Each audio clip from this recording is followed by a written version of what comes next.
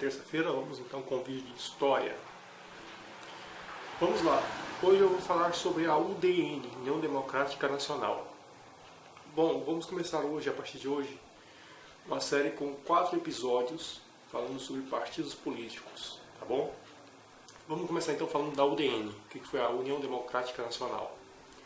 Bom, a UDN, ela foi um partido político surgido em 1945.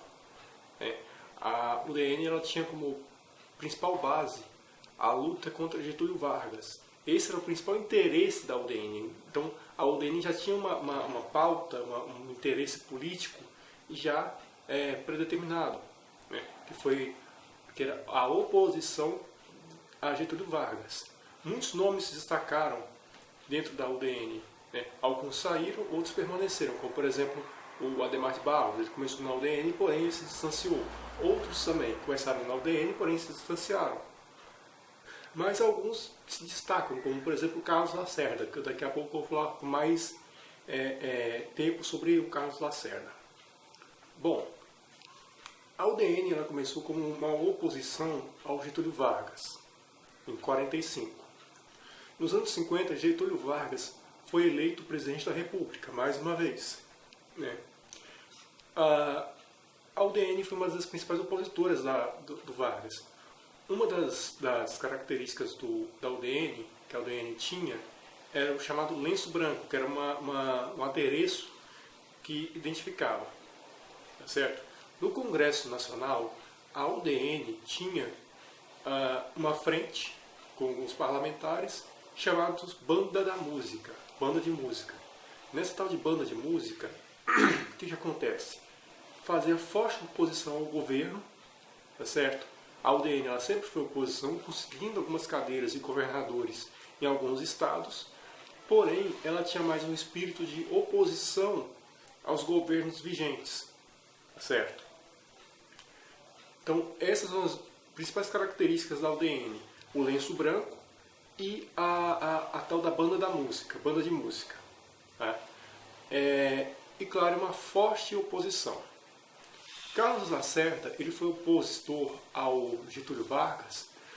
Ele também foi governador da Guanabara, extinto estado que corresponde hoje ao governo, ao município do Rio de Janeiro, tá certo? E o Lacerda também foi opositor do Juscelino Kubitschek. Carlos Lacerda era um jornalista e muito influente. Foi ele o responsável, por exemplo, por propagar o escândalo do Mar de Lama, que veio depois ocorrer no suicídio de Vargas. Não estou falando que o Lacerda foi o responsável pelo suicídio, mas muita responsabilidade ele teve ao divulgar o tal do Mar de Lama, e o Getúlio fez aquilo que no consciente do brasileiro é chamado o ato heróico do suicídio.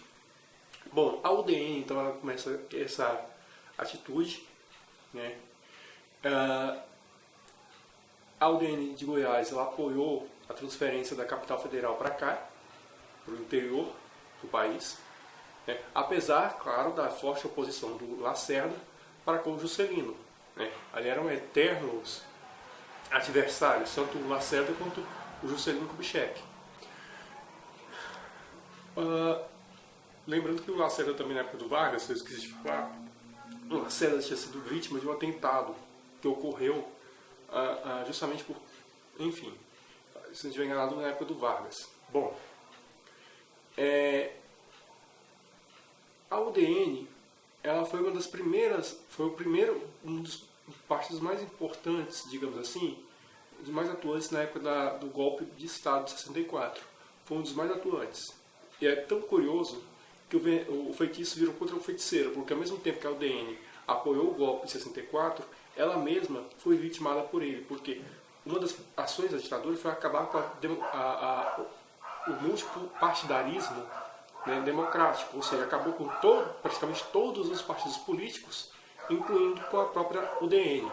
Tá, mas o que aconteceu com os membros da UDN após o fim da UDN? Ficaram órfãos, isolados, sem um partido? Não. A UDN, os membros da UDN foram integrar a Arena, que era o partido principal da ditadura militar. Então essa foi basicamente a história da UDN. Tá? Essa foi principalmente a história por trás desse partido político que aconteceu no Brasil, democrático só tinha um nome. Obrigado por ter assistido até aqui. Financie o canal, deixe aqui nos comentários a hashtag Fora Bolsonaro. O Brasil, infelizmente, tem essa tradição de fim de democracia. Antes era o DN, hoje é o PSDB, que acabou com a democracia.